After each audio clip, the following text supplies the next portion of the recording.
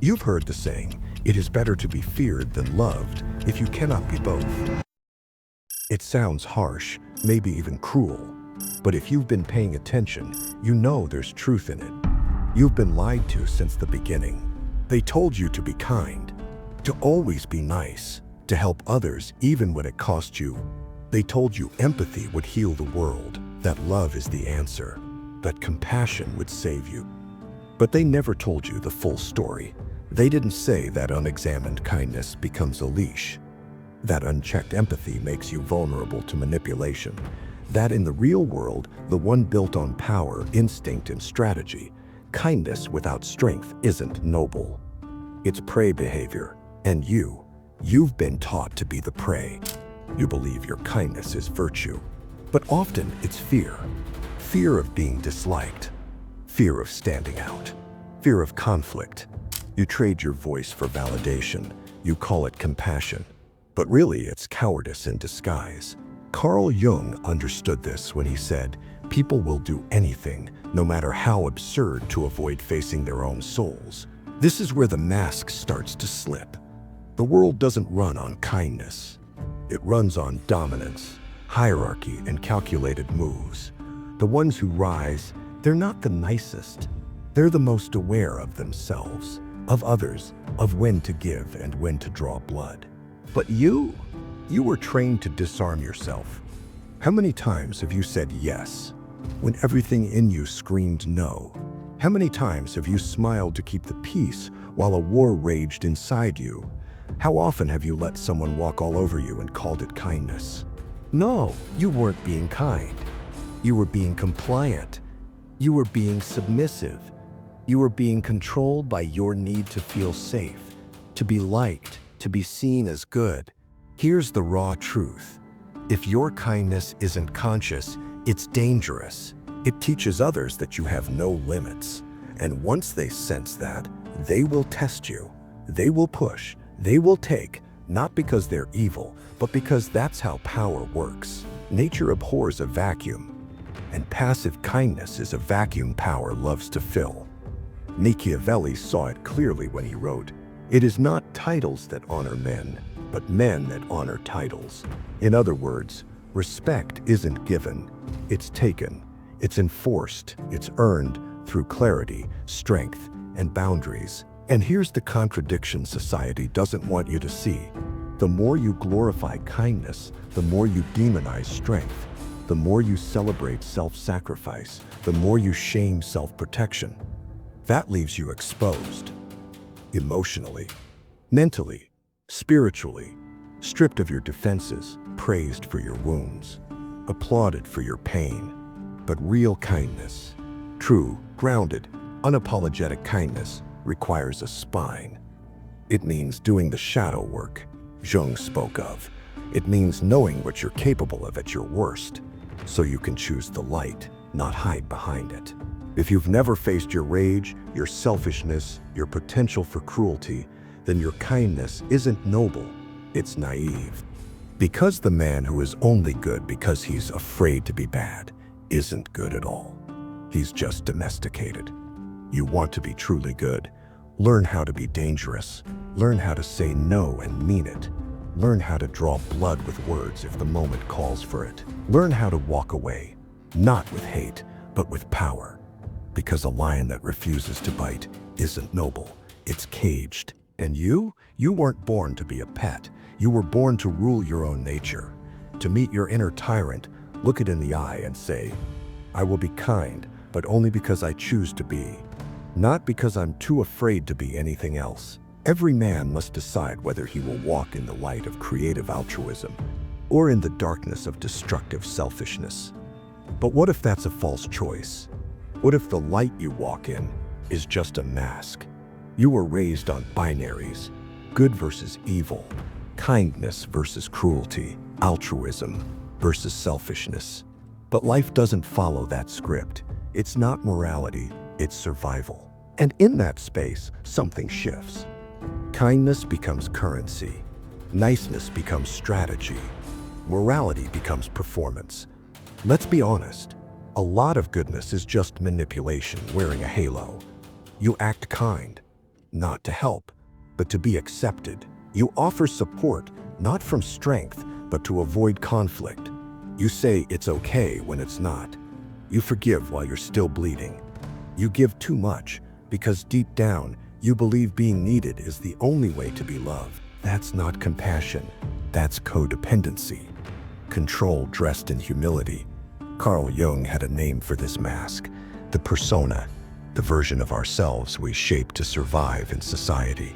The persona is that which in reality one is not, but which oneself as well as others think one is. Society rewards that persona.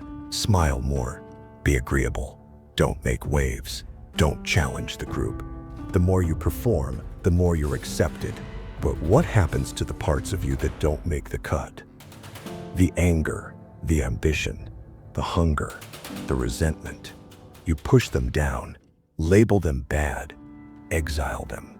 And that's where monsters are born. Not out in the open, but in the dark, in the shadow, the part of you you're too afraid to look at. The part that knows you hate being taken advantage of. The part that wants to scream when someone crosses your line. The part that's exhausted from being the emotional sponge for everyone else's chaos. Jung warned us, until you make the unconscious conscious, it will direct your life and you will call it fate. And this is where it gets dangerous, because the most moral people can be the most manipulative.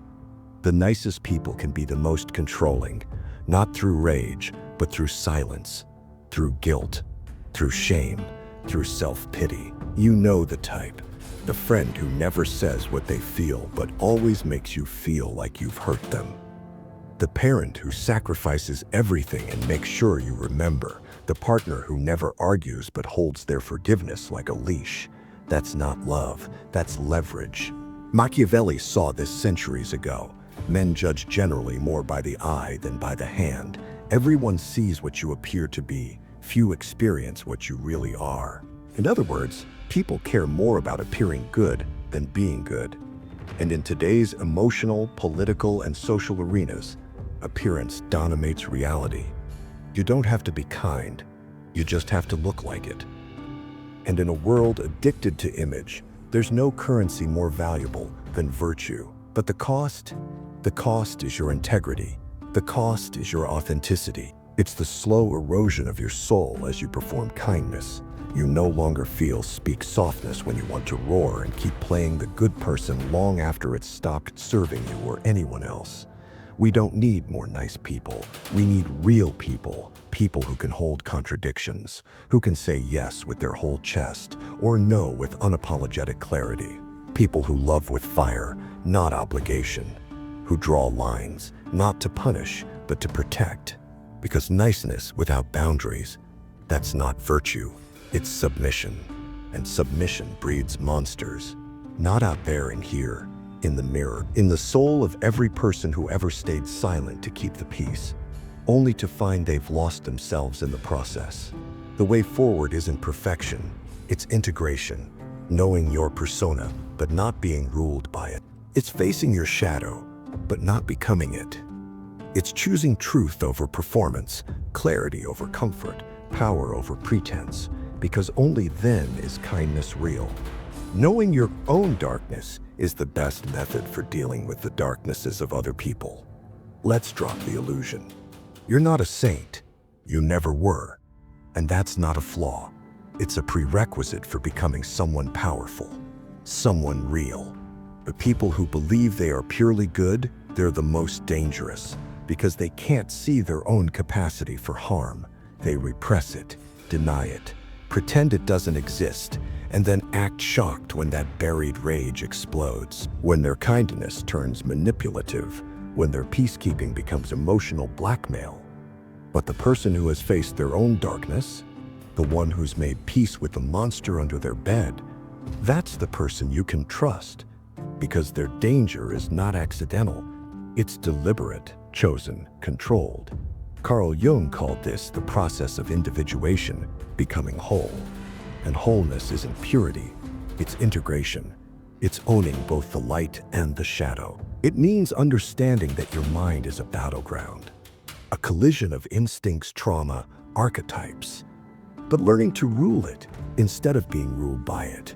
You've got a tyrant inside you, a narcissist, a coward, a manipulator, a killer.